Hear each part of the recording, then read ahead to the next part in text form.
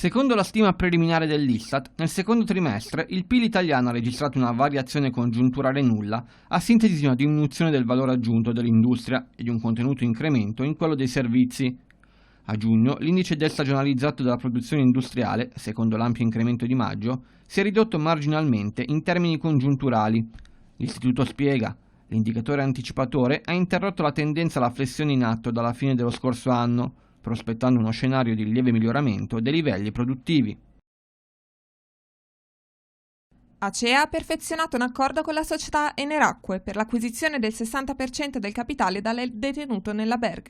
La società, con sede nell'area industriale di Frosinone, è attiva nel trattamento chimico-fisico e biologico di rifiuti liquidi. La Eneracque rimarrà come socio di minoranza e parteciperà alla gestione operativa della società. Secondo la FIAIP, in un contesto nuovamente imprevedibile, il mercato immobiliare italiano vede un aumento del numero delle compravendite anche nel primo semestre del 2019. In tutta Europa, nel corso degli ultimi 4 anni, i prezzi delle abitazioni hanno continuato a salire a ritmi sostenuti, registrando aumenti consistenti, mentre l'Italia è l'unico paese europeo in cui si registra un calo dei prezzi per l'8º anno consecutivo. Nel primo semestre Sace Simes, gruppo CDP, ha mobilitato a sostegno delle imprese italiane risorse pari a 8 miliardi, di cui 4,1 miliardi per le PMI, con una crescita dell'8%.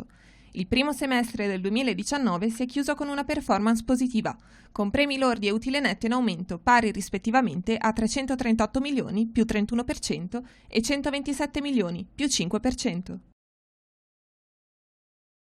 Più fermate e collegamenti, maggiori servizi di assistenza per le persone e nuove soluzioni intermodali. FS rilancia la stazione milanese di Rogoredo con una serie di iniziative per assicurare un'offerta ferroviaria efficace, capillare, conveniente e sostenibile anche durante i 3 mesi di chiusura dell'aeroporto di Milano Linate. I collegamenti con le frecce di Trenitalia dalle principali stazioni di Milano con Roma sono in totale 104.